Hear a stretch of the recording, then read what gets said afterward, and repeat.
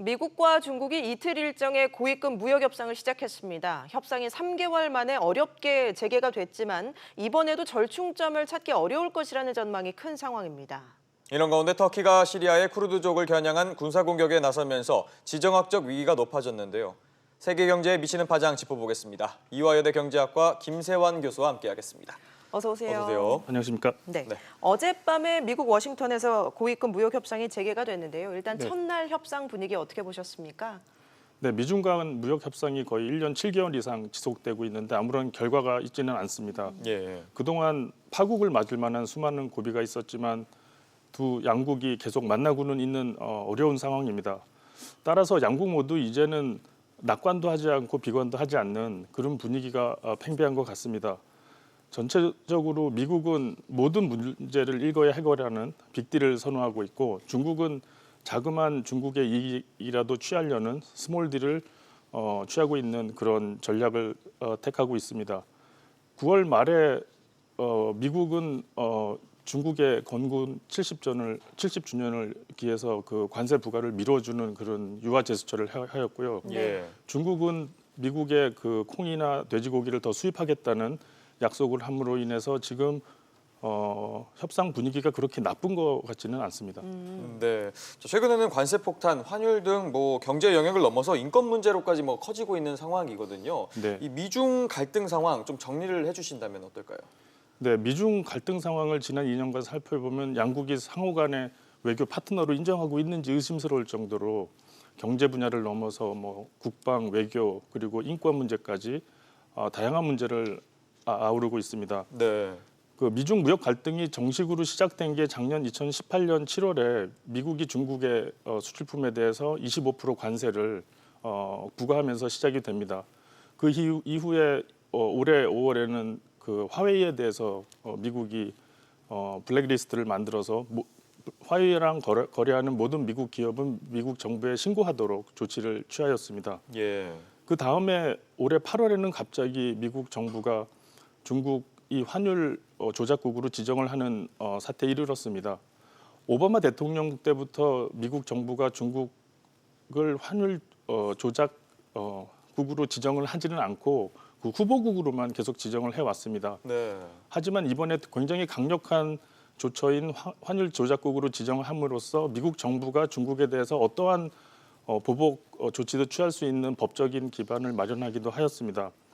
그리고 이번 달 10월에는 신장 위구르족에 대한 인권 문제를 또 제기하기 시작했는데요. 네. 이 다양하게 전개되는 미중 간 무역 갈등으로 인해서 미국 측에서 부담을 느껴서 9월 말에는 경제 협상 문제랑 다른 문제를 분리하겠다라는 시도를 하기도 하였지만 결국 10월에 인권 문제를 제기함으로 인해서 원래 상황으로 되돌아갔다고 볼 수가 있습니다. 네. 예. 트럼프 대통령은 이번 협상에서 모든 이슈를 아우르는 빅딜을 원한다고 했는데요. 이 빅딜이란 게 어떤 건지 또 중국은 이 빅딜을 받아들일 수 있을까요? 미국은 현재 중국한테 입장을 넘기면서 어떠한 주제를 가져와도 우리는 협상할 준비가 돼 있고 중국이 협상 주제를 정해서 가져와라 이렇게 주장을 하고 있습니다. 중국 측 스몰 딜을 할 수밖에 없는 상황이 전개되고 있는데 미국이 원하는 빅딜은 중국이 절대로 받아들일 수가 없는 것들입니다. 네. 가장 중요한 것이 중국 정부가 민간 기업에 보조금을 주는 문제가 가장 민감하고요. 또 지적 재산권 문제라든지 기술 강탈 문제라든지 또 중국의 서비스 농산물 시장의 개방 문제가 일거에 받아들이고 더 나아가서 중국 정부가 이걸 입법화하라는 것입니다. 예. 중국 정부는 이게 내정 간섭이라서 받을 수 없다고 하는 입장이지만 진정한 이유는 이걸 받아들일 경우 중국의 성장 동력이 소실될 아주 위험한 상황이 전개될 수 있습니다. 예. 따라서 중국 입장에서는 몇 가지만 받아들여서 중국의 이익을 작게 취하는 스몰 딜을 가져가려고 할 것으로 보입니다. 예. 네. 자, 중국은 이번 협상을 하기도 전에 비관적인 전망을 이렇게 내놓기도 했는데요. 네. 과연 중국의 속내는 뭘까요? 사실 중국이 작년 말까지 2018년까지는 상당히 빅딜에 적극적이었습니다. 예. 미국과 다른 빅딜을 추구를 하였는데 그것은 2024년까지 5년 후까지 무려 3,200억 달러에 이르는 무역 흑자를 0으로 줄이겠다는 것입니다. 예. 그 트럼프 대통령이 아주 솔깃한 1조 달러에 달하는 미국 물건을 구입하겠다 이런 제안을 하기도 했는데요. 네. 협상을 진행하다 보니 트럼프 정부와의 협상 과정이 너무 어렵고 두 번째로 아까 말씀드린 빅딜을 받아들이면 중국 자체의 경제 성장력이 훼손이 되는 상황이 예측이 되면서 지금 현재 중국 내부에서는 무역 협상에 큰 기대를 하지 않는 분위기가 높아지고 있습니다. 예. 오히려 중국 입장에서는 트럼프 대통령이 내년 대통령 선거에 당선되더라도 5년 더 할 수 있는 대통령이고 시진핑 대통령은 10년 이상 한다고 보기 때문에 예. 다음 미국 대통령이랑 협상을 하자 이런 목소리가 공공연히 들리고 있습니다. 예. 예. 말씀하신 것처럼 미국은 빅딜을 원하고 있고 중국은 스몰딜을 원하고 있기 때문에 이번 네. 협상에서 좀 접점을 찾기 어렵지 않을까 이런 생각도 드는데요. 네.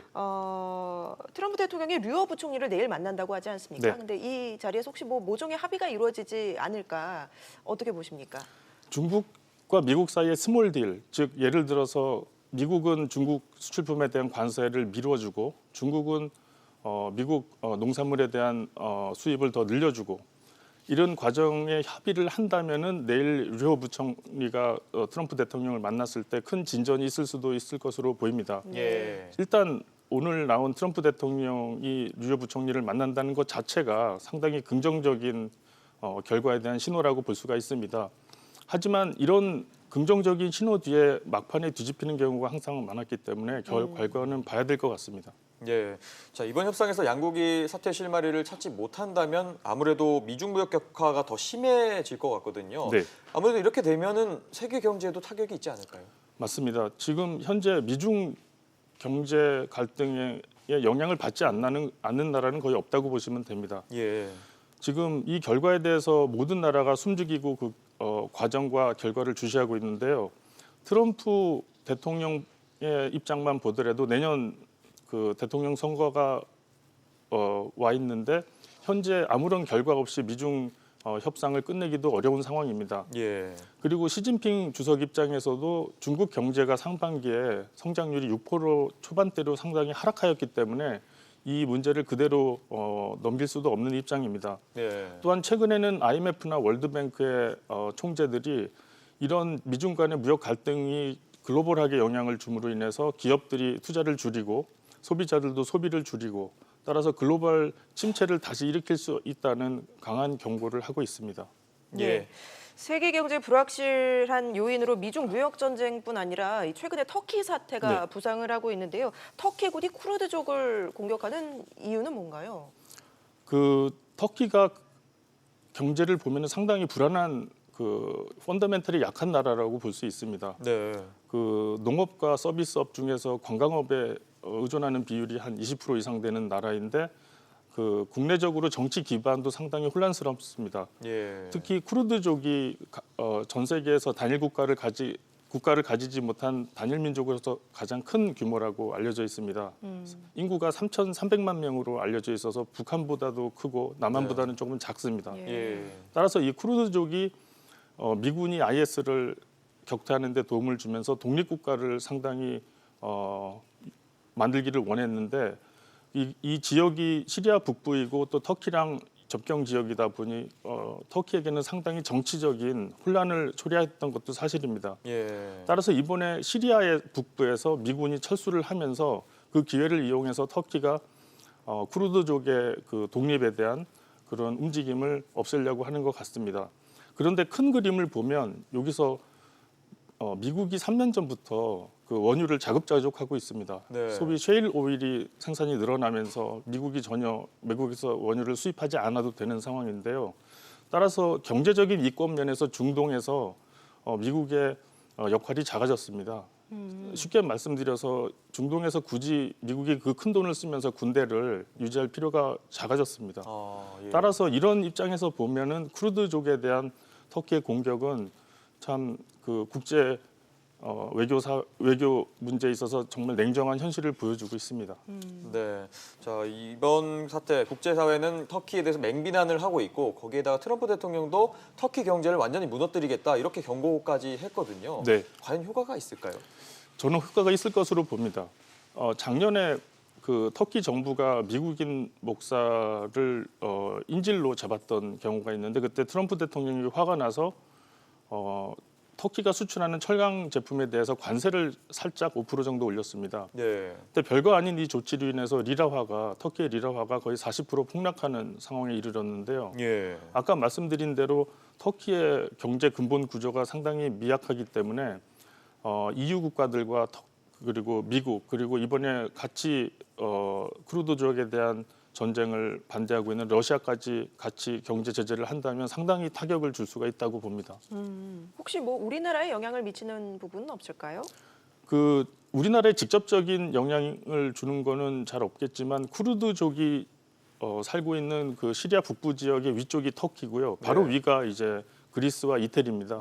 예. 따라서 이번 전쟁으로 인해서 난민이 대량 발생하면은 유럽 남부에 또 난민 유입 혼란이 또 발생할 수가 있습니다. 예. 생각해 보면 브렉시트이 일어난 이유도 영국이 유럽 난민에 대한 비용을 같이 부담하자라고 하는 그 문제에 대해서 화가 난 부분도 있는데 그래서 브렉시트과 같은 보수주의적인 움직임이 일어나고 유럽과 우리나라 사이에 수출에 타격을 받을 수도 있습니다.